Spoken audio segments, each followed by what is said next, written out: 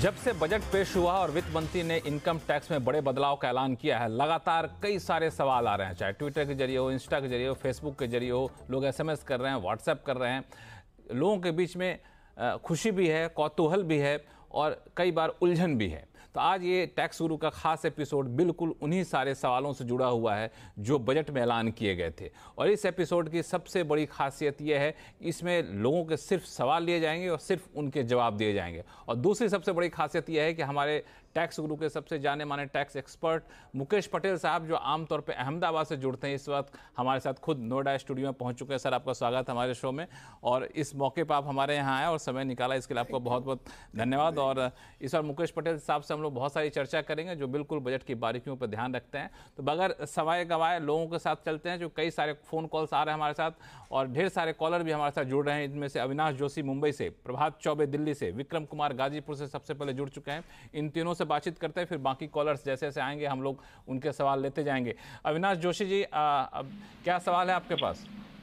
Sir, सवाल sir ये है सर, जब 12 लाख तक की सैलरी इनकम होती है वो टैक्स फ्री है और बिजनेस इनकम टैक्स फ्री है, तो कैपिटल गेन से अगर इनकम हो रही है किसी की, अगर अदर सोर्स नहीं है तो वो भी टैक्स फ्री होनी चाहिए। ये भेदभाव क्यों है सर? बिल्कुल, बहुत बहुत अच्छा सवाल आपका कि सैलरीड से होता है तो ठीक है, लेकिन कैपिटल गेन से होता है तो वो टैक्स फ्री है कि नहीं है। दूसरे हमारे साथ जुड़े हुए हैं प्रभात चौबे जी। प्रभात चौबे जी, आप भी सवाल बता दीजिए, इकट्ठे सारे जवाब ले लेंगे, बताइए। हाँ जी सर। हाय सर, मेरा नाम प्रभात है और मैं दिल्ली से हूँ। मेरा सवाल ये है, as a common tax payer, अगर मेरी सैलरी एनुअल इनकम 12 लाख से कम है और मैं सिर्फ इक्विटी में सेल और परचेज करता हूँ, तो उससे मुझे जो इनकम जनरेट होगी तो क्या मैं उस इनकम को बिजनेस इनकम कंसिडर कर सकता हूँ? और दूसरा पॉइंट ये है, क्या उस टैक्स रिबेट का मैं लाभ ले सकता हूँ उससे? ये 12 लाख से कम है, वो सिर्फ और सिर्फ इक्विटी से होने वाली आमदनी है कि और भी कुछ उसमें जुड़ा हुआ है? इसमें सिर्फ मेरी जो एनुअल इनकम है वो 12 लाख से कम है, जो मेरी नॉर्मल इनकम आती है नॉर्मल साल की आती है। इक्विटी की इनकम इसमें जुड़ी हुई है कि नहीं 12 लाख से कम में? इसमें जुड़ी हुई है सर, इक्विटी की इनकम। अच्छा, तो वो कितनी, जो इक्विटी की इनकम कितनी है, रेगुलर इनकम कितनी है? इक्विटी की अराउंड मेरी 2.5 से 3 लाख है इनकम। अच्छा, ठीक है, बाकी इसका जवाब दूंगा। बहुत ही इंटरेस्टिंग सवाल है, बहुत सारे ऐसे सवाल हमारे पास ट्विटर पे पूछे गए थे। एक और सवाल ले लेते हैं मुकेश पटेल जी, फिर बाकी सबका जवाब लेंगे। विक्रम कुमार गाजीपुर से हैं। विक्रम जी। नमस्ते सर। नमस्ते भैया। सर, मेरा सवाल ये है सर कि मेरा इनकम 12,80,000 है, सैलरी पर्सन है सर। तो 12,80,000। हाँ जी, तो 12 लाख सर टैक्स फ्री है और 75,000 स्टैंडर्ड डिडक्शन है सर। हाँ।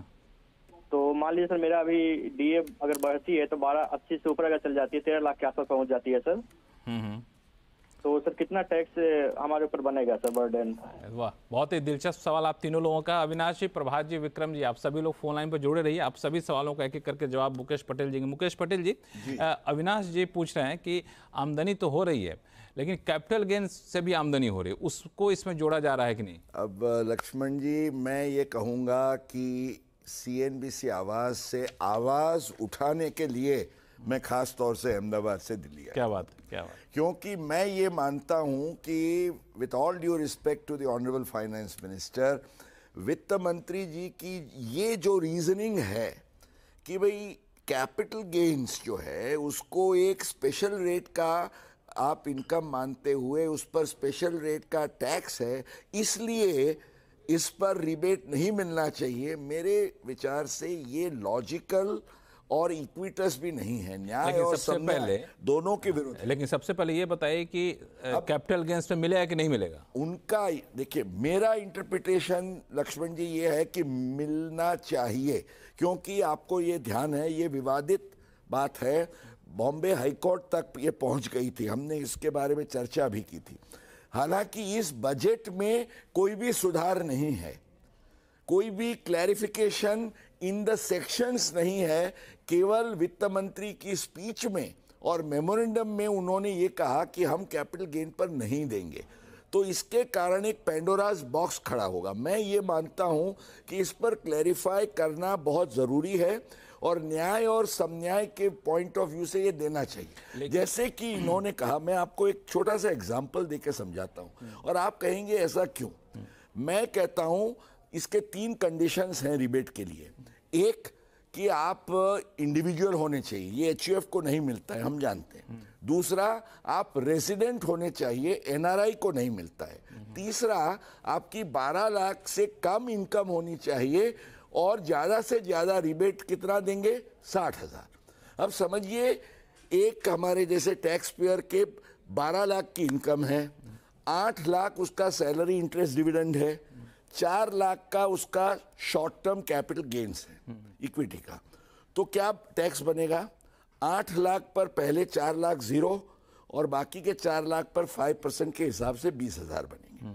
अब जो बाकी के 4 लाख हुए उस पर इनकम टैक्स डिपार्टमेंट ये कहे कि हम 20% के हिसाब से 80,000 वसूल करेंगे, समझ सकते हैं। तो 20 और 80 1 लाख का टैक्स बना लक्ष्मण जी। आप 60,000 का रिबेट तो दीजिए, तो 40,000 आप कहिए उसको कि आप दीजिए।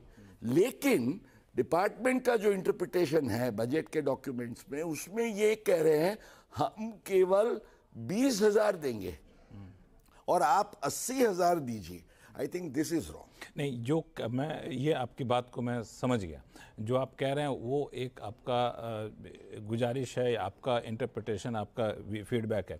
लेकिन अभी जो बजट में कहा गया है, जो बजट मेमोरेंडम में है, उसके मुताबिक 12 लाख तक की आमदनी में कैपिटल गेंस से होने वाली आमदनी शामिल नहीं है। ये सही है कहना?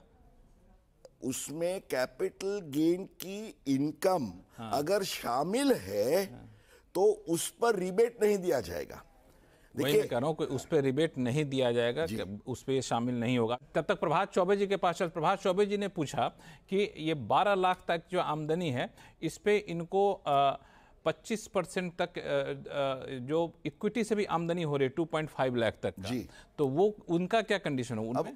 अब होगा क्या, जैसे मैंने आपको बताया ना कि आपको जो आपका रिबेट है वो केवल नॉर्मल इनकम के टैक्स पर दिया जाएगा, और नॉर्मल इनकम का टैक्स मान लीजिए 60,000 के अंदर आ जाता है तो कोई सवाल नहीं है क्योंकि आपको पूरा मिलेगा। पर अगर आपका नॉर्मल इनकम का टैक्स समझिए 60,000 के कंपैरिजन में केवल 20,000 होता है, तो आपकी अपेक्षा ये होगी कि 40,000 मुझे मेरे शॉर्ट टर्म कैपिटल गेन के टैक्स के सामने दीजिए, मैं उससे ज्यादा नहीं मांगता हूं। पर डिपार्टमेंट कहता है ये हम नहीं देंगे, तो मेरे विचार से ये सही नहीं है। नहीं, मैं आप समझिए मैं क्या कहना चाह रहा हूँ। विचार क्या है वो अलग बात है, हमारा व्यू क्या वो छोड़ दीजिए। मेरा सवाल ये है कि टैक्स पेयर्स जब टैक्स चुकाने जाएगा तो क्या उसको इक्विटी से आमदनी होगी, 12 लाख में शामिल होगा कि नहीं होगा? नहीं, 12 लाख में इक्विटी की इनकम होगी, उस पर उसको रिबेट नहीं दिया जाएगा इस बजट के तौर से। ठीक है, और ये जायज नहीं है, ये मैं कह रहा हूं। जायज नहीं जायज वो अलग बात है, लेकिन जब the fact is this, fact ये है कि उनको नहीं मिलेगा, ये क्लियर कर देना हमें। विक्रम कुमार गाजीपुर से, इनका बड़ा अच्छा सवाल था। 12 लाख तक सालाना आमदनी है, सैलरीड जो इनका स्टैंडर्ड डिडक्शन उनको 75,000 मिलता है। अब ये कह रहे हैं कुछ देर में डीए बढ़ जाएगा तो हम 13 लाख के आसपास पहुंच जाएंगे, तो उनके कन्फ्यूजन को दूर करिए। क्योंकि मुझे जहां तक समझ में आ रहा है 12 लाख स्टैंडर्ड डिडक्शन और जो हम लोग मार्जिनल रिलीफ कहते हैं, उन तीनों को जोड़ दो 13 लाख समथिंग तक छूट है। अब विक्रम जी सुनिएगा गौर से, आप ही का सवाल का जवाब। विक्रम जी की जो बात है वो सही है कि 12 लाख और 75,000 स्टैंडर्ड डिडक्शन, तो 12 लाख 75,000 पर उनकी अटक जाएगी गाड़ी, और उसके बाद the only relief is marginal relief. हालांकि उनको मैं ये बताना चाहता हूं कि उनको टैक्स बचाने के दो और टैक्स सेविंग टूल्स हैं और वो नई स्कीम में मिलते हैं। एक, अगर उनके केस में उनको स्टैंडर्ड डिडक्शन के उपरांत अगर कन्वेयंस अलाउंस मिलता है, तो लक्ष्मण जी ये कन्वेयंस अलाउंस के लिए नई स्कीम में भी 115 BAC में अलग से प्रावधान है, तो इसको आप स्ट्रक्चर करके अपने पे पैकेट में जोड़ सकते हैं। नहीं, मैं विक्रम जी की तरफ से एक सवाल और पूछूंगा। और एक बात और है, एनपीएस नेशनल पेंशन स्कीम जो है आपकी, या न्यू पेंशन स्कीम है, उसमें अगर एम्प्लॉयर कंट्रीब्यूट करता है, मान लीजिए उनका जो 14% का हो सकता है, समझिए अराउंड 7-8 लाख रुपए का उनका बेसिक पे है, तो 14% उसका हो गया 1 लाख। तो अब जो अगर उनकी गाड़ी अटक रही है तो वो अपने एम्प्लॉयर को ये कह सकते हैं मेरे सीटीसी में से आप 1 लाख रुपया काट के आप ये कंट्रीब्यूशन कर दीजिए, तो ये बहुत बड़ी बचत होगी। तो ये दो हमारी छुपी हुई हम कहेंगे ट्रेजर बॉक्स में से हमने हंट करके दिया, एक कन्वेंस अलाउंस और एक एनपीएस का एम्प्लॉयर्स कंट्रीब्यूशन, और इसके बारे में कोई झगड़ा नहीं है। इसमें विक्रम जी की तरफ से एक सवाल पूछूं मैं कि 12 लाख रुपए तक टैक्स नहीं लगेगा जी, उसके बाद 75,000 का स्टैंडर्ड डिडक्शन, उससे पहले 12,70,000 तक हम मार्जिनल रिलीफ तक मान के चलते हैं, तो 12,70 प्लस 75 मानना सही है कि गलत कैलकुलेशन? नहीं, वो तो आएगा क्योंकि 12,75 आपके निकल गए, उसके बाद आपको जो टैक्स भरना, क्योंकि what is the marginal relief का नियम क्या है लक्ष्मण? इस पे मैं आऊंगा, मार्जिनल रिलीफ पे मैं आगे चल कर आऊंगा आपके पास। विक्रम जी, कंफ्यूजन दूर हो गया? नहीं सर, मेरा ये जो एनपीएस है सर, एनपीएस अलग से है सर, एम्प्लॉय इसके अलावा जो एम्प्लॉयर का है, हाँ एनपीएस वो अलग से, इसमें सिर्फ मेरा अपना खुद का है सर। इतना खुद का एनपीएस डिडक्शन नहीं मिलेगा, खुद का नहीं मिलेगा, एम्प्लॉयर का कंट्रीब्यूशन एग्जम्प्ट है। हाँ, तो ये आप ध्यान में रखिएगा, 80CCD 2 में आपको जाना है। चलिए, तो ये बिल्कुल काम की बात, अच्छा कि आपने बता दिया। चलिए, हर्षिल शाह साहब हमारे साथ जुड़ चुके हैं बड़ौदा से। इस बीच अजय कुमार सलूजा साहब ये सोनीपत से जुड़ चुके हैं। हर्षिल जी, आप अपना सवाल बताएं। नमस्ते मुकेश सर। नमस्ते। तो मेरा हर्षिल भाई, ये सवाल है कि मैं एक सैलरीड एम्प्लॉय हूँ और मेरा पैकेज अगर 12 लाख से ज्यादा है, क्या फिर भी मैं 0 टैक्स स्टेटस एंजॉय कर सकता हूँ?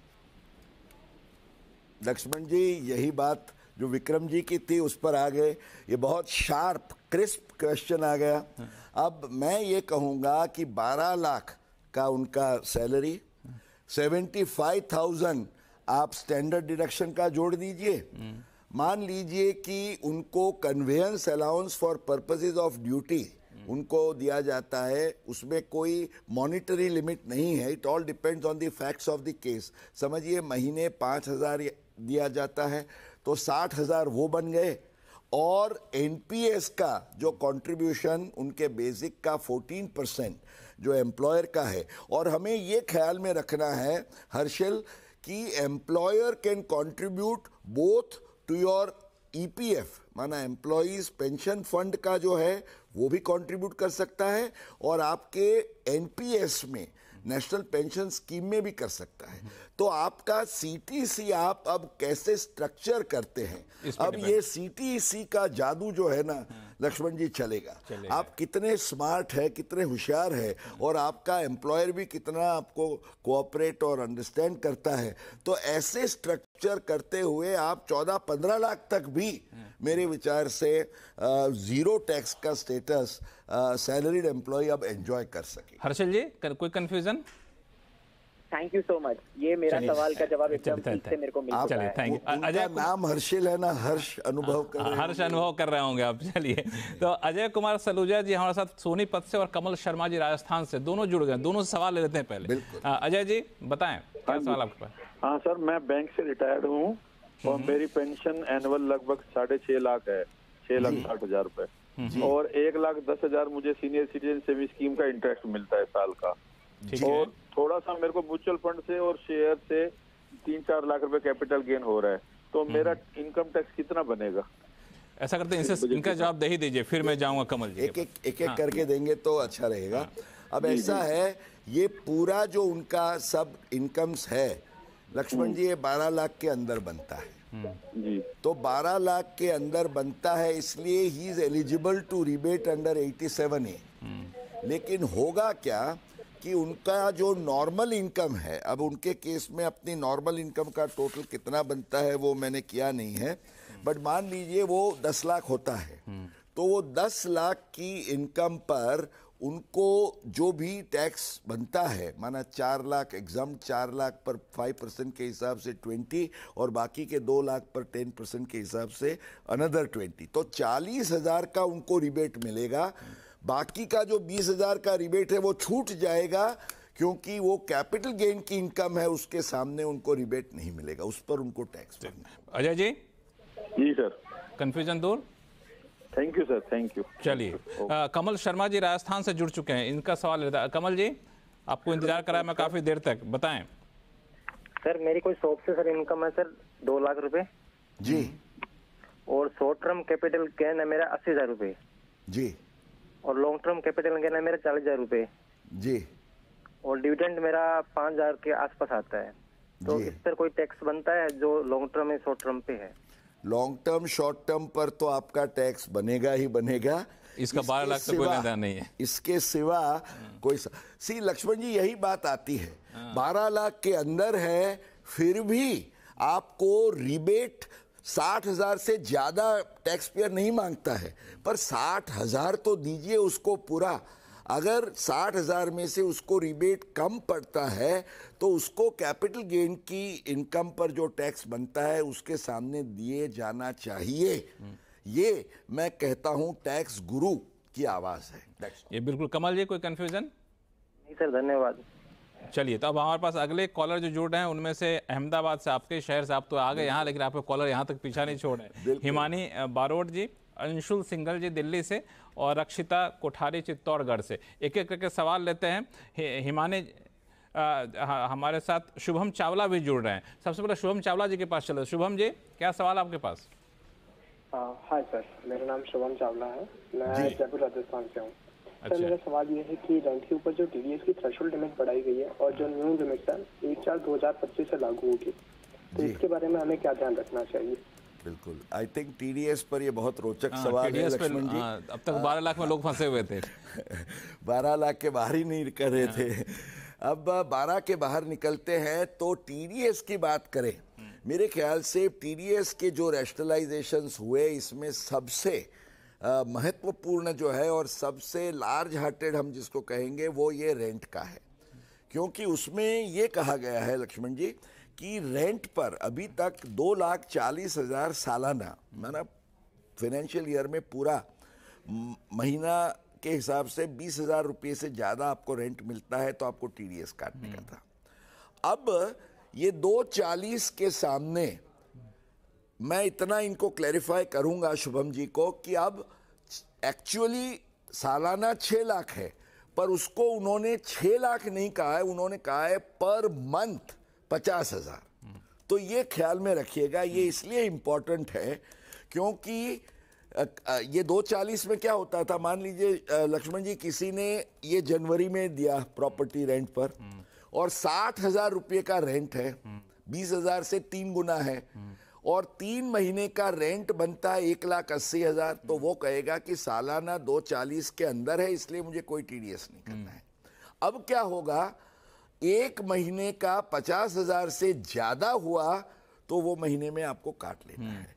So this parameter was 2,40,000 per annum currently, अब 6 लाख पूरे साल का है बट पर मंथ 50,000 है। माना पार्ट ऑफ द ईयर में दिया तो आपको 6 लाख नहीं देखना है, हर महीने 50,000 आपने दिया या नहीं वो बेंचमार्क से आपको काटना होगा।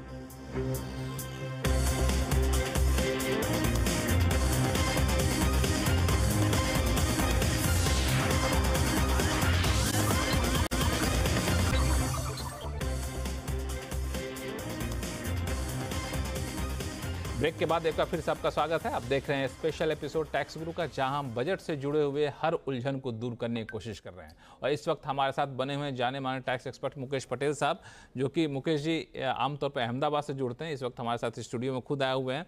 तो इनसे आपके सारे सवालों का जवाब लेंगे। ब्रेक पर जाने से पहले कई सारे कॉलर्स के सवालों का जवाब लिए थे, अब फिर चलते हैं वापस कॉलर्स के पास। हमारे पास 2-3 कॉलर जुड़ गए दोनों। हिमानी का एक हिमानी भी हैं, अंशुल भी हैं, रक्षिता भी हैं। एक एक करके सवाल ले ही लेते हैं। हिमानी जी, क्या सवाल आपके पास? Hello Mukesh sir. हाँ नमस्ते। नमस्ते सर, मैं Ahmedabad based capital market advisory firm में काम करती हूँ। Last Sunday I had that an opportunity to hear your speech about budget analysis at EMA, जो काफी इंसाइटफुल था। Thank you. मेरा क्वेश्चन आपसे ये है सर कि अगर मुझे शेयर मार्केट से 24 लाख तक का इनकम होता है तो क्या इसे मुझे बिजनेस इनकम ट्रीट करना चाहिए या short term capital gain tax के रूप में टैक्स पे करना चाहिए? इनका सवाल लिख लिया आपने कहीं पे ना? 1 मिनट जरा 2 लोग इंतजार करें, उसका सवाल ले ले ताकि लगे कि हमारे सवाल लिए जाएंगे। अंशुल जी, आपके क्या सवाल है? मेरा क्वेश्चन ये है कि जो शॉर्ट टर्म कैपिटल टैक्स है, क्या ये इस पे 20% ही टैक्स पे करना पड़ेगा या हम टैक्स स्लैब का फायदा उठा सकते हैं? क्योंकि आजकल 5, 10, 15, 20, 25, 30 6 स्लैब बन गए हैं, पुराने जमाने में 10, 20, 30% होते थे। तो लोगों को रियायत देने के लिए गवर्नमेंट ने 15% का शॉर्ट टर्म टैक्स रखा हुआ था कि जो लोग 30% के ऊपर थे उनको 30% ना देना पड़े, 15% देना पड़े। लेकिन अब इतने सारे टैक्स स्लैब हो गए हैं तो अब उल्टा पड़ रहा है। अब 20% अगर short term capital case tax करेंगे वो ज्यादा चुभेगा, जबकि हमारी इनकम कम है और हम 5, 10 या 15% वाली स्लैब में बैठते हैं। तो रक्षिता जी आप थोड़ा सा इंतजार करिए। हाँ बिल्कुल, आपका रक्षिता जी आप थोड़ा सा इंतजार करिए, क्योंकि दोनों लोगों के सवाल का जवाब ले लेते हैं, फिर आपके पास आऊंगा मैं। हिमानी के सवाल का जवाब दीजिए। बिल्कुल लक्ष्मण जी, हिमानी जी का सवाल मेरे ख्याल से टैक्स प्लानिंग का एक हाईवे की अपॉर्चुनिटी समा ये खोल देता है, क्योंकि उनका सवाल यह है कि 24 लाख की उनको कैपिटल मार्केट से इनकम है। अब इसको उनके पास ऑप्शन ये है कि वो कैपिटल गेन के तौर से दिखाएं या बिजनेस इनकम के तौर से दिखाएं। अब मैं आपको सीधा एक कैलकुलेशन बताऊं, अगर आप कैपिटल गेन के तौर से दिखाएंगे हिमानी जी तो होगा क्या, 4 लाख आपका एग्जम्प्ट होगा और 20 लाख पर आपको at the rate of 20% tax भरना होगा 4 लाख रुपया। 4 lakh at the rate of 20% आपको चुभेगा, क्योंकि 24 लाख की नॉर्मल इनकम अगर आपकी होती, मान लीजिए हम एग्जांपल्स लेंगे, पर नॉर्मल इनकम होती तो इक्विटी से नहीं होती। हाँ, तो केवल आपका एवरेज रेट 12.5% होता, क्योंकि 24 लाख पर आपको टैक्स भरना होता केवल 3 लाख रुपया। तो 3 लाख की जगह आपको 4 लाख भरना पड़ता है। पर हिमानी जी होशियार है, वो कहती है कि मैं ये बिजनेस दिखाऊं, तो 24 लाख का अगर आप बिजनेस दिखाएंगे तो आपको और एक फायदा होगा कि आप एक्सपेंडिचर भी डिडक्शन के तौर से लक्ष्मण जी ले सकेंगे। मैं ज्यादा की बात नहीं करता हूं, पर एक छोटा मोटा भी, आप फोन है, कार है, ड्राइवर है, ये छोटा आपका एक ऑफिस का प्यून है, ये सब ले लीजिए तो भी 4 लाख मिलेगा। तो 24 लाख में से हिमानी जी अगर 4 लाख को हम कम करते हैं तो हो गई आपकी टोटल इनकम 20 लाख। तो 20 लाख पर 2 लाख का केवल टैक्स बनेगा। तो बिजनेस करेंगे तो 2 लाख होगा, कैपिटल गेन दिखाएंगे तो 4 लाख होगा, नॉर्मल इनकम होगी तो 3 लाख। तो 2, 3, 4 में अब आप चुनिए।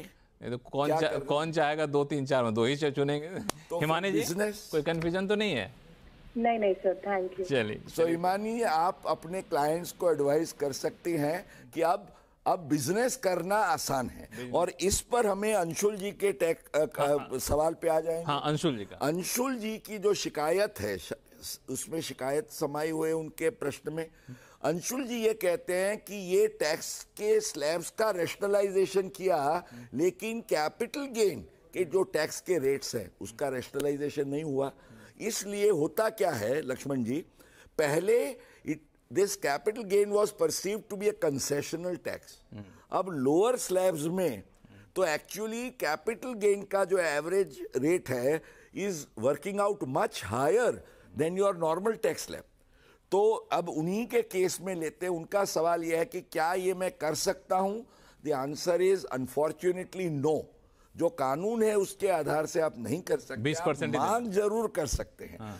भले वो उनका कहना यह है कि मैं अगर 15% स्लैब में हूं तो 15 तो मैं 20 क्यों दूं, पर उसका प्रावधान अभी नहीं है। मैं ये चाहूंगा कि जैसे अमेरिका में है Laxman ji, they have 2 slabs of capital gains. If you are in the higher slab you can be required to pay up to 25%। If you are in the lower slab you can pay 15%। तो शायद अब वित्त मंत्री और हमारे income tax department को ये सोचने की अब आवश्यकता होगी कि आप एटलीस्ट 2 रेट्स करिए कैपिटल मार्केट के लिए, depending on the tax slab of the tax. बिल्कुल, ये जरूरी इसलिए है क्योंकि जिस तरीके से इक्विटी कल्चर बढ़ रहा है जी, और कैपिटल गेन्स के को बेनिफिट देंगे तो रियल एस्टेट और बाकी चीजें भी इससे जुड़ी हुई रहती हैं। बिल्कुल, तो ये सिर्फ अब पुराने तरीके से सोचेंगे तो फिर, हालांकि इस बार चश्मा थोड़ा बदला गया वैसे, लेकिन मुझे लगता है कि ये चश्मा को और ज्यादा बदलने की जरूरत है। तो ये आपने बहुत सही कहा अंशुल जी, कोई कंफ्यूजन तो नहीं है? नहीं, कंफ्यूजन नहीं है, लेकिन बहुत अनफॉर्चुनेट है जो 30% वाले टैक्स ब्रैकेट में उनको तो इसीलिए तो ये CNBC आवाज है भाई, आप लोगों की आवाज उठाता है टैक्स गुरु। तो हिम्मत रखिए, आशा करिए कि हमारी आवाज सुनी जाए और इसको, ये मैसेज को वायरल बनाइए कि इसमें बदलाव की आवश्यकता है। बिल्कुल यही वजह है कि हम लोगों ने आपके सवाल को लिया भी, और कई बार ऐसी चीज़ें हुई जिसको हम लोगों ने उठाया भी है और इनकम टैक्स डिपार्टमेंट ने इसको सुना भी है, जैसे एनएसएस। तो हम लोगों ने अब इस उम्मीद एनएसएस पर भी सवाल है। हाँ बिल्कुल। रक्षिता बहुत देर से इंतजार कर रहे हैं फोन लाइन पे। रक्षिता। हेलो सर, मैं रक्षिता चित्तौड़गढ़ से बात कर रही हूँ। मेरे को शॉर्ट टर्म कैपिटल गेन हो रहा है अंडर सेक्शन 111A। मेरा क्वेश्चन आपसे ये है कि अगर मैं same share of market sell करती हूँ तो इस सिनेरियो में 187A क्या मैं रिबेट क्लेम कर सकती हूँ? क्या खूबसूरत सवाल है ये। इसको मैं 5 स्टार मार्क्स दूंगा लक्ष्मण जी, इसलिए कि जो समस्या अभी तक खड़ी हो रही थी, एक तो समस्या का समाधान, ये कैपिटल गेन 20% के सामने बिजनेस इनकम वाला है तो आप नॉर्मल रेट्स में आ जाएंगे। अगर आप बिजनेस नहीं करना चाहते हैं तो ये आपके लिए एक दूसरा ऑप्शन है। जैसे कि हम कहते हैं कि आपको दिल्ली से नोएडा आना है तो टोल रोड है। अब आपको लगता है कि ये टोल बहुत हाई है तो आप क्या करोगे, आप साइड वाले रास्ते से आएंगे। वो भी तो लीगल है ना, बिल्कुल कानूनी है। पर आपने टोल रोड अवॉइड किया तो ये 20% का शॉर्ट टर्म कैपिटल गेन का टोल अगर अवॉइड करना है तो एक रास्ता है बिजनेस इनकम और दूसरा रास्ता है ये आपने जो ऑफ मार्केट ट्रांजैक्शन वाला दिखाया। क्योंकि लक्ष्मण जी 111A को अगर आप ध्यान से पढ़ें तो 111A कब आता है पिक्चर में, जब आप STT भर के स्टॉक एक्सचेंज पर ट्रांजैक्शन करते हैं ब्रोकर के तहत, तो वो लगता है। अब होगा क्या कि अगर आप देखिए, ये भी जायज़ है, सेबी के नियम के आधार से आप अपनी डीमैट स्लिप से ट्रांसफर कर सकते हैं ऑफ मार्केट, वो भी कानूनन है। ऑफ मार्केट ट्रांजैक्शन करते हैं तो ये 111 में नहीं आता है, it is normal capital gain short term. तो normal capital gain is normal income, तो उस पर आपको पूरा रिबेट मिलेगा। तो लक्ष्मण जी मैं ये कहता हूं कि सरकार को बदलाव के लिए इसलिए सोचना चाहिए, नहीं तो अगर लोग बिजनेस में ऑफ मार्केट में जाएंगे तो ये 20% कोई भरेगा नहीं, वो तो नहीं भरेगा, वो अलग बात है। पर आपको STT की भी अगर ऑफ मार्केट के ट्रांजैक्शन में, तो आपका तो ये भी नुकसान हो गया। तो ये जो एक चीज़ है, मैं मानता हूं कि फाइनेंस बिल पास होने तक इस पर काफ़ी विचार करने चाहिए। और अभी फाइनेंस बिल पास होने में समय होता है और कई बार अमेंडमेंट भी किए जाते हैं। रक्षिता, कंफ्यूजन तो नहीं है आपको?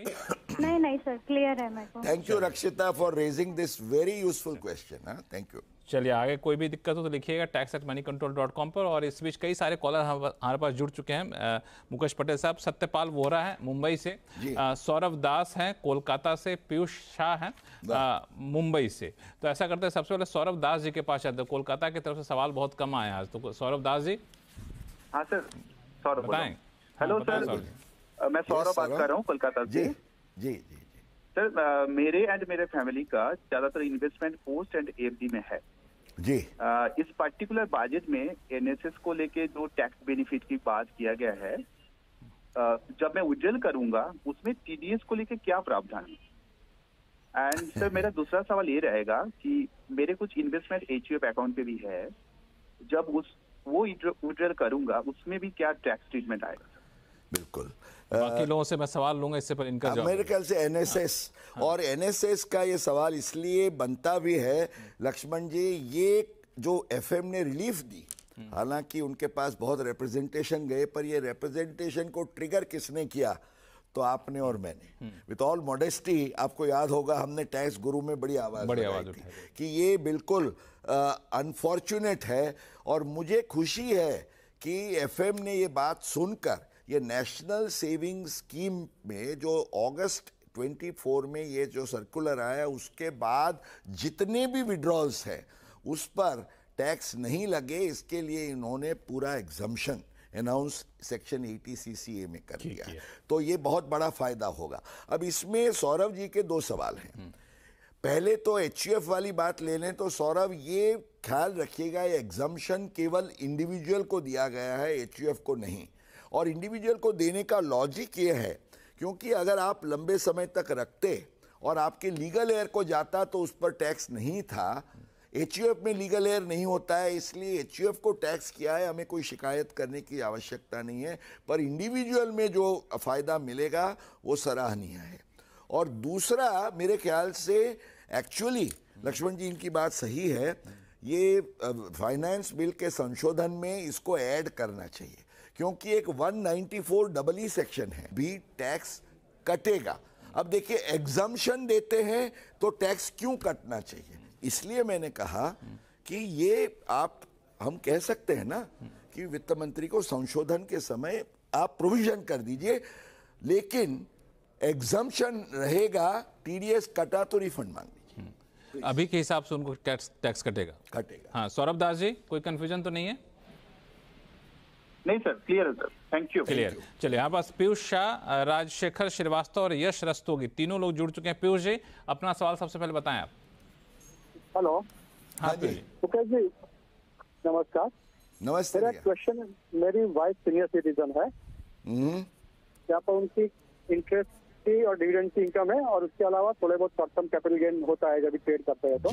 जी। तो अभी इस टाइम बजट में मैडम ने ऐसा बोला कि जो स्पेशल रेट वाले टैक्सेस है उसको एग्जेम्पशन 12 लाख में नहीं मिलेगा, तो वही कंफ्यूजन था कि अगर मेरी डिविडेंड और बहुत लोगों को मिला के अब तो लक्ष्मण जी इसका जवाब आप ही दे पाएंगे, क्योंकि आपको जवानी हो गया होगा। नहीं, आप ही बताइए, आपकी बातें। हमारी सिंपैथी है आप और आपके जैसे कितने सारे लोगों के लिए, और हमारी मांग एक ही है लक्ष्मण जी, और ये मांग करने का समय, इसलिए मैं मांग तो करते रहूँगा कि ये प्रावधान करिए कि रिबेट में छूट रहती बाकी है तो 60,000 तक दीजिए, अदरवाइज सीनियर सिटीजन्स को भी शिकायत रहेगी। अभी पीयूष जी के सवाल का जवाब का मतलब क्या हुआ? जो उनको केवल अपनी रेगुलर इनकम पर रिबेट मिलेगा, जो 60,000 तक पूरा नहीं होगा, और शॉर्ट टर्म कैपिटल गेन पर उनको टैक्स भरना होगा। ठीक है पीयूष जी। तो tax short term capital gain पे जो टैक्स आएगा वो नॉर्मली 20% के हिसाब से ही भरना पड़ेगा। हाँ, वो तो उसमें कोई चारा नहीं है। हमने और भी लोगों ने कहा कि हमारा स्लैब लोअर है तो उसको लोअर करिए, पर जैसे उन्होंने कहा कि ये तो मांग की बात है, आपको जो दिया गया है वो ये है। दिया जो गया वो 20% के हिसाब से भरना पड़ेगा, लेकिन जैसा मुकेश पटेल साहब ने मांग की है वित्त मंत्री से कि इसको भी कुछ रियायत दीजिए। अब जब रियायत मिलेगी तब की बात तब है, लेकिन अभी फिलहाल आपको 20% के हिसाब से देना पड़ेगा। यश रस्तोगी जी, बताएं सवाल क्या आपके पास? हाँ सर, तो सर मेरा नाम यश है, मैं दिल्ली में रहता हूँ। सर मैंने रिसेंटली कुछ डेट फंड स्कीम में इन्वेस्ट किया था। तो सर मेरा सवाल आपसे ये है कि अगर मैं इन स्कीम से पैसा विड्रॉ करता हूँ तो जो शॉर्ट टर्म कैपिटल गेन होगा उससे मुझे सेक्शन 87 के अंदर टैक्स रिबेट मिलेगा क्या? देखिए, ये भी सवाल आपका भी वही है। ये तो बहुत नहीं मिलेगा। मिलेगा, इसमें मांग की आवश्यकता ही नहीं है। चलिए खुश हो जाइए, मिलेगा आपको। और मैं आपको समझाता हूं क्यों मिलेगा।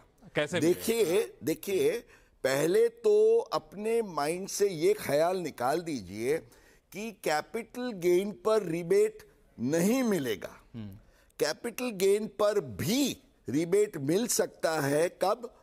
अगर ये 111A के दायरे में STT का वो बोझ आता नहीं है तो, अगर ये 112 में मान लीजिए वो जो आपका 12.5% वाला या 112A में 12.5% में जाता है तो उस पर नहीं मिलेगा।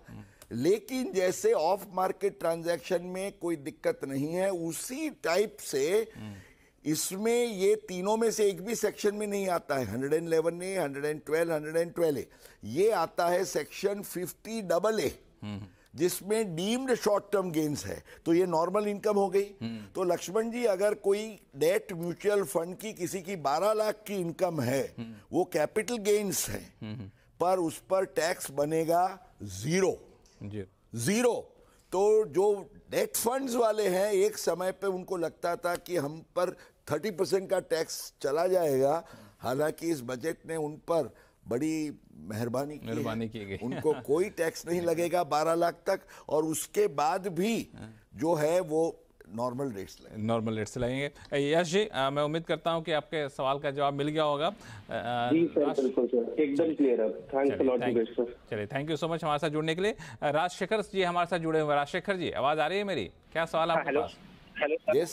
ये शॉर्ट टर्म कैपिटल लॉस हुआ है मुझे, और इसमें मतलब टैक्स में कुछ उसमें बेनिफिट मिलेगा? देखिए, शॉर्ट टर्म कैपिटल लॉस और उसके सेट ऑफ के जो भी नियम हैं उसमें इस बजट में कोई बदलाव नहीं किया गया है। इसलिए शॉर्ट टर्म और लॉन्ग टर्म का जो लॉस का सेट ऑफ के प्रावधान हैं वो वही के वही चालू रहेंगे। लक्ष्मण, ठीक है, इसमें तो कोई दिक्कत है नहीं राजशेखर जी, इसमें कोई बदलाव किया नहीं गया है। जो पहले प्रोविजन थे वो चालू। एक बार समझा दीजिए कि कैसे सेट ऑफ करता हूं। हाँ, बता दीजिए। देखिए, शॉर्ट टर्म का आपका कैपिटल लॉस है तो वो कोई भी शॉर्ट टर्म गेन या लॉन्ग टर्म गेन के सामने आप सेट ऑफ कर सकते हैं, ये ख्याल रखिएगा। अगर लॉन्ग टर्म का लॉस है तो वो केवल लॉन्ग टर्म गेन के सामने सेट ऑफ होगा, शॉर्ट टर्म के सामने सेट ऑफ नहीं होगा। ये दो नियम याद रखने हैं। और दूसरा, फॉरगेट कि क्या रेट है आपका, कोई भी रेट हो, पर शॉर्ट टर्म या लॉन्ग टर्म का लॉस का जो नियम है सेट ऑफ का, वो तो वही रहेगा। तो इसमें कहीं कोई दिक्कत नहीं है। चलिए, इस बीच हमारे साथ मुंबई से सत्यपाल वोरा जी फोन लाइन पे जुड़ चुके हैं। सत्यपाल वोरा जी, नमस्कार। नमस्कार, आपकी बारी है, बताएं। मुकेश पटेल जी सीधे अहमदाबाद से नोएडा बोलिए आपका सवाल जवाब देने के लिए। Good afternoon. Good afternoon. Commander Vora speaking from Bombay sir. अरे वाह, नमस्कार। जय हिंद, बताएं। जय हिंद। Super senior citizen, listen to your programme last 30 years or over 30 years. Oh, अरे क्या बात। Thank you so much. Sir, actually I had a query about this NSS. बोलिए बोलिए। In the budget 25, the finance minister has declared that all the NSS count 87. Here is not mentioned. NSS account लिखा है is tax exempted. Commander जी, मैं समझ गया उनका सवाल क्या है। मैं आपको बताऊं, जो आप 1987 से शुरू करके 1992 तक जो स्कीम चली, वो नेशनल सेविंग स्कीम NSS, उसके लिए सेक्शन 80 CCA था और उसकी ये स्कीम है। लोग NSC से इसको कंफ्यूज करते हैं, वो अलग है। उसके बाद एक अलग नेशनल सेविंग स्कीम आई, वो भी अलग है। ये NSS 1987 की स्कीम में आपका जो भी विड्रॉल है उस पर कोई टैक्स लगेगा नहीं। 20 लाख तक भी लोगों को उसका फायदा मिलेगा, क्योंकि उतना पैसा लोगों का हुआ है, तो उस पर कोई टैक्स नहीं लगेगा। आप खुश होइए कमांडर साहब। मेरा तो हाँ, आपका क्या सवाल? 18 lakhs will be completely tax free. और मान लीजिए आपने उठाया तब टैक्स हो गया तो उसको रिफंड मांग लीजिएगा जब आप रिटर्न भरते हैं, but it will be exempt. वो तो बहुत क्लियर है। आपको कुछ पूछना चाह रहे हैं? Can I withdraw in this year, in this financial year? बिल्कुल बिल्कुल बिल्कुल। हालांकि सब्जेक्ट टू जो लक्ष्मण जी कह रहे हैं, अब हमारी मांगे होंगी ना लक्ष्मण जी, आपको भेजेंगे, क्योंकि नॉर्थ ब्लॉक आप आते जाते रहते हैं, हम तो अहमदाबाद में रहते हैं। नहीं, आपकी बात ज्यादा प्रमुखता से देखी जाती है, आप तो पुराने सिपाही सलाहकार रहे हैं यहाँ पे। और सही चीज है तो मांगने में कोई हर्ज कोई नहीं, जो लॉजिकल है उसमें कहीं कोई दिक्कत यहाँ पे हो ही नहीं चाहिए। एक हमारे पास सवाल मुंबई से आया है, मनन कलारिया जी जुड़े हुए हैं। मनन जी। जी मनन कहिए। Good afternoon sir. Good afternoon Manan. Yes sir. So sir, मैं और मेरे फैमिली आपको रेगुलरली फॉलो करते हैं टैक्स गुरु के प्रोग्राम में। मेरा सर आपसे एक क्वेश्चन मेरे ग्रैंड पेरेंट्स को लेकर है। मुझे ये समझना था कि ये बजट में सीनियर सिटीजन को कोई टैक्स बेनिफिट का लाभ या छूट दी गई है कि नहीं? चलिए लक्ष्मण जी, भी सीनियर सिटीजन की काफ़ी इनको चिंता है। सीनियर्स के लिए जो 2-3 चीज़ें की गई है, आप जैसे जानते हैं, वो जो आपका FD का इंटरेस्ट, उसमें TDS का जो कट ऑफ था वो 50,000 का था 194A में, उसको बढ़ा के 1 लाख किया गया है। तो this is one of the important things. पर मैं थोड़ा thinking out of the box करके आपको ये बताता हूँ कि NSS में भी जैसे कमांडर को हमने एडवाइस दिया, उनको भी फ़ायदा होगा, वो तो सुपर सीनियर हैं। पर सबसे बड़ी बात सीनियर्स के लिए लक्ष्मण जी मैं ये कहूँगा कि अब सीनियर सिटीजन की 12 लाख तक की इनकम है, उसमें इंटरेस्ट और डिविडेंड वगैरह है, तो वो TDS की बिल्कुल चिंता न करें। उसके लिए उनको 15H 1 अप्रैल के बाद वो दे सकेंगे 15H। और पहले 5 लाख और 7 लाख तक आप 15H दे सकते थे अगर आपकी इनकम उसके कम है तो। अब आप 12 लाख से आपकी इनकम कम है, आपका टैक्स पेएबल 0 बनता है, उसमें कैपिटल गेन हालांकि नहीं होना चाहिए, तो आप इसको दे सकते हैं 15H। और आपका बैंक या जो कंपनी है वो इंटरेस्ट डिविडेंड में से कोई भी टैक्स नहीं काटेगा। उसका सर्कुलर है जिसके बारे में हमने बहुत बार जिक्र भी किया है लक्ष्मण। बिल्कुल, इसका सर्कुलर है, आपको दिक्कत तो नहीं है मनन जी? कंफ्यूजन दूर हो गया? No sir, thank you so much. चलिए, अच्छा एक जो मेरा सवाल ये था कि बहुत सारे लोग हैं जिनको कन्फ्यूज़न है 12 लाख वाले पे, तो मेरे पास भी बहुत सारे सवाल आए थे, तो मैंने कोशिश किया जवाब देने का। ये 12 लाख वाला सिस्टम है क्या? क्योंकि 2 सवाल पूछ रहे हैं। एक तो पूछ रहे हैं कि आप स्लैब शुरू कर रहे हैं 4 लाख से और कह रहे हैं 12 लाख तक टैक्स फ्री है। ये बड़ा ही मतलब वो पहले से बनी है। लक्ष्मण जी, अब क्या है कि इसमें देयर आर 2 स्टेटमेंट्स। एक, 12 लाख तक टैक्स नहीं है, अगर आप ये कहें तो ये गलत है। पर अगर आप ये कहें कि 12 लाख तक की आय पर कोई टैक्स नहीं है तो ये सही है, क्योंकि 12 लाख से कम आपकी अगर इनकम है तो नॉर्मल इनकम है तो आपका जो टैक्स होता है वो 60,000 होता है। 4 लाख एग्जम्प्ट, 4 लाख पर 5%, नेक्स्ट 4 लाख पर 10%। तो ये कितना टैक्स बनता है? 60,000। तो 12 लाख पर नॉर्मल टैक्स 60,000 बनता है। 87A का रिबेट जो है आपको 60,000 मिलेगा, तो 60 के सामने 60 निकल गया तो 0 हो गया। पर इसमें जैसे मैंने बताया, अगर कैपिटल गेन्स आता है तो कुछ टैक्स भरने का होगा। ज्यादा प्रॉब्लम ये होता है कि कैपिटल गेन पर हम नहीं देंगे, ये सवाल है। अब वो क्वेश्चन रहेगा, हमने ऑलरेडी काफी चर्चा की है। पर बहुत क्लियर है कि एक बार 12 लाख से आप आगे निकल चुके तो फिर केवल marginal relief can help. Marginal relief हम चर्चा कर लेते हैं। मार्जिनल रिलीफ का पहले तो नहीं थी रिबेट। एक मिनट में एक बार दर्शकों को, तो मार्जिनल रिलीफ का मतलब ये हुआ कि 12 लाख आपकी आमदनी है, अगर मान लिया 12 लाख 10,000 हो गई तो क्या पूरे 12 लाख 10,000 पर लगेगी? ऐसा नहीं है, क्यों बताएंगे मुकेश जी? अभी जैसे समझिए कि 12 लाख 10,000 किसी की आमदनी है, अगर ये मार्जिनल रिलीफ नहीं होती तो क्या होता? 12 लाख पर 60,000 का टैक्स होता है और बाकी 10,000 जो है उस पर आपका टैक्स 1,500 होता है एट 15%। तो आपका टैक्स, इनकम होगी 12 लाख 10,000, टैक्स होगा 61,500। Now this is weird. 10,000 बड़ी से 61,000 रुपए टैक्स देने तो इसलिए अब मार्जिनल रिलीफ क्या कहती है कि भाई अगर 12 लाख 10,000 है तो आपका जो टैक्स होगा वो आपकी जितनी इनकम 12 लाख से ऊपर है उससे बढ़ नहीं सकता। सो 61,500 will be the actual arithmetical calculation, but marginal relief देते हुए आपको भरना होगा केवल 10,000। और ये जो मार्जिनल रिलीफ है ये चलेगी 12,71,250 तक।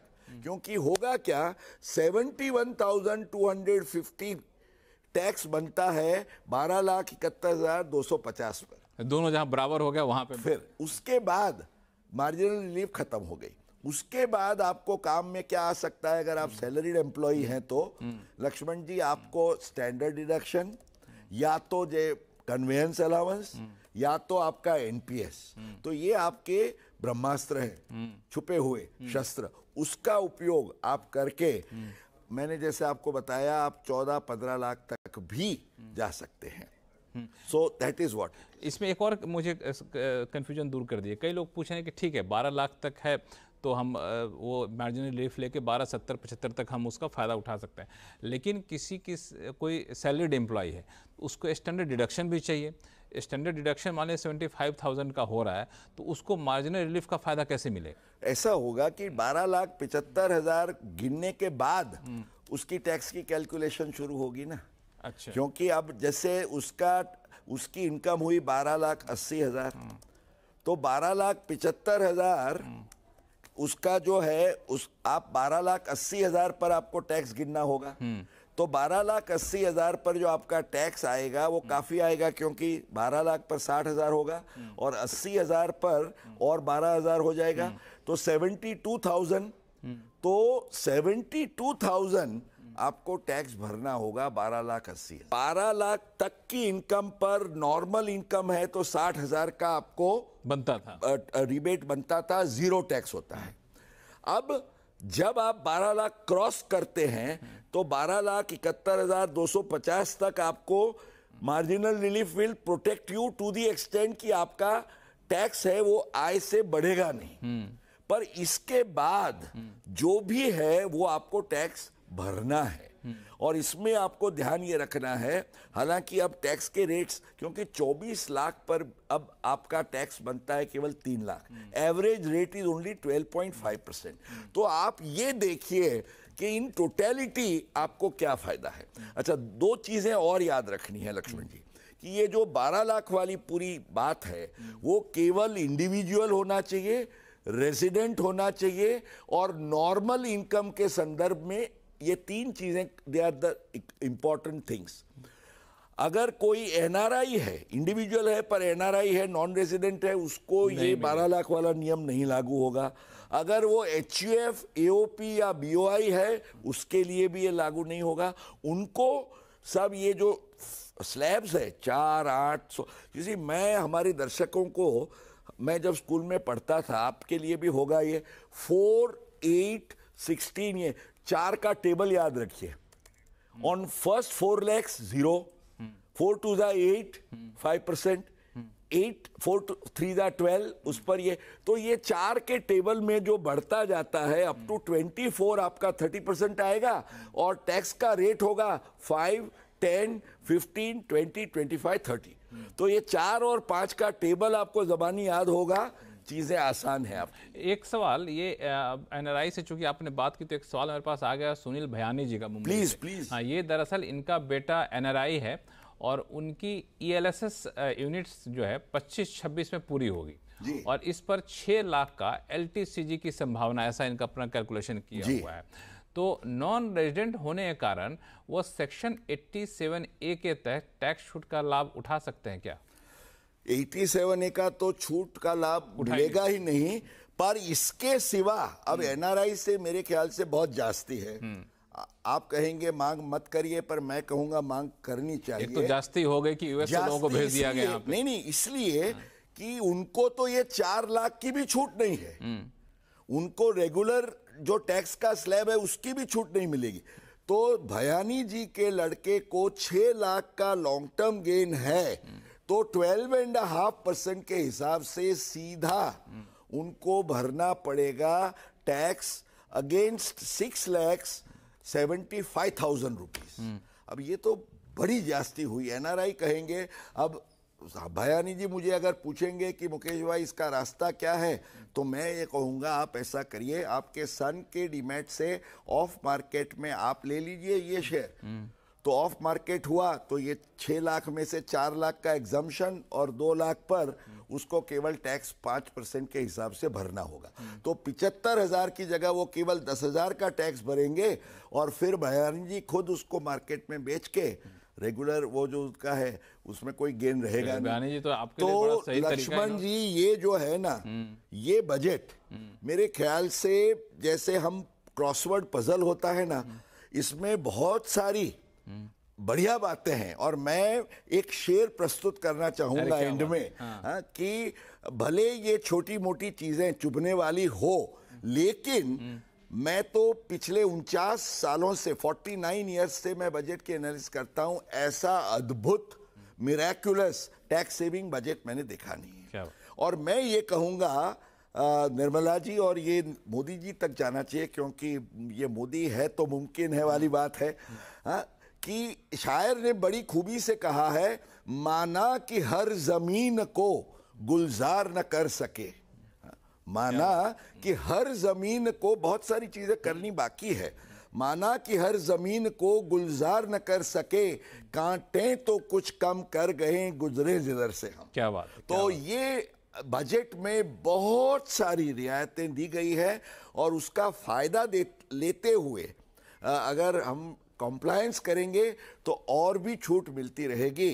और नया बिल भी आ रहा है, हम आशा करें कि उसकी और हम आगे बढ़ें। बिल्कुल, और इसी तरीके से जैसा आपने देखा कि हर बारीकियों को हम लोगों ने समझाया टैक्स गुरु के जरिए अपने दर्शकों को, ऐसे टैक्स पेयर्स को आने वाले दिनों में भी जो भी पेचीदगियां उलझने निकल कर आएंगी, चाहे नए इनकम टैक्स बिल से हो चाहे बजट से हो, हम आप तक लाते रहेंगे। आपके पास कोई भी सवाल हो इससे जुड़ा हुआ तो आप हमें ज़रूर लिख भेजिए tax@moneycontrol.com पर। और सवाल जब भेजते हैं ना, दो चीज़ का ख्याल रखिएगा, मोबाइल नंबर 1-2 दे दीजिए ताकि एक न लगे दूसरे से बातचीत आपके सीधे ऐसे टैक्स एक्सपर्ट से करवा सकूं। और अपना नाम ज़रूर बताइएगा और फिर अब तक हम सीधा डायरेक्ट ऐसे ही टैक्स एक्सपर्ट से बात करा के आपको उलझनों को दूर करने की कोशिश करेंगे।